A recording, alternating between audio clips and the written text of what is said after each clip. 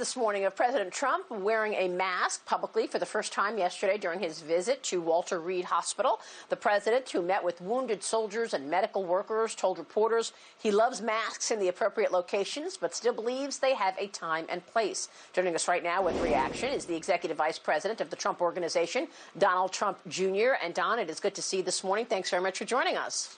It's my pleasure, Maria. How are you? Yeah, great. Interesting to see your dad donning a mask. Obviously, things are serious. You've got the potential of a second spike. How is Kimberly doing? We know that Kimberly has contracted COVID along with a top convention person. Is she okay? She's 100% fine. She's, zero symptoms, zero anything. We're in quarantine, obviously, and I am too because of proximity. But other than that, you really wouldn't know that there's anything even going on. So it's been good.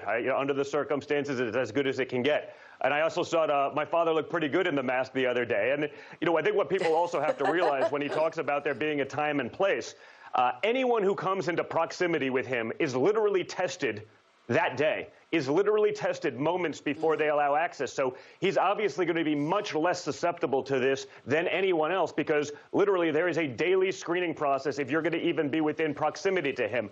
So I think that's important for people to note. But when he's going to Walter Reed to visit, our sick and our wounded soldiers, he's going to take that very seriously.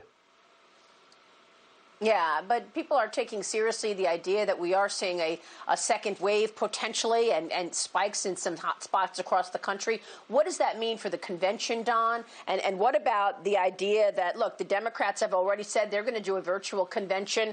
There are polls that have Biden either tied with Trump or actually leading Donald Trump. Your thoughts of all of these worries going into the convention and then, of course, the election? Well, I think for the Democrats, of course, they want to do a virtual convention because there's no enthusiasm for Joe Biden. He can't get people to show up a rally if he was able to do rallies. So this whole scenario is really, the ultimate best case scenario for Joe Biden and his campaign. They don't want him on the stump. They don't want him speaking to reporters. They don't want him ad-libbed. Honestly, they don't even want him on a teleprompter because he can't even get that right. So for them, it's sort of the ultimate. I mean, I think with our convention, there's a lot of people that want to do it. They want to be enthusiastic, but we can do that and we can do it safely. We can take the necessary precautions. We can protect the people that are going to be there.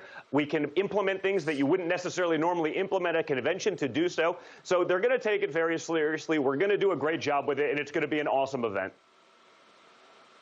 What does the president need to get these numbers up? Are you buying these polls? It looks like one after the next. It's a real tight race, and in many cases, Biden is leading the president.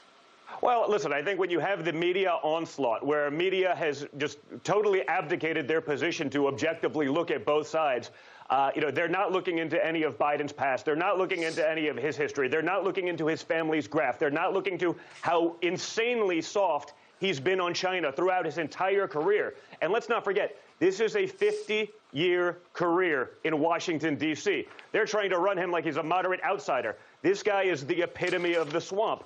So they want to do whatever they can to keep the American people from actually seeing Biden.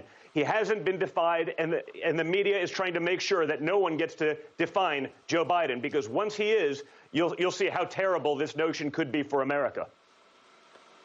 Which is why you're out with a upcoming book, Liberal Privilege. You're going to talk a lot about Biden in that book, right? You're self-publishing a book. When is it coming out?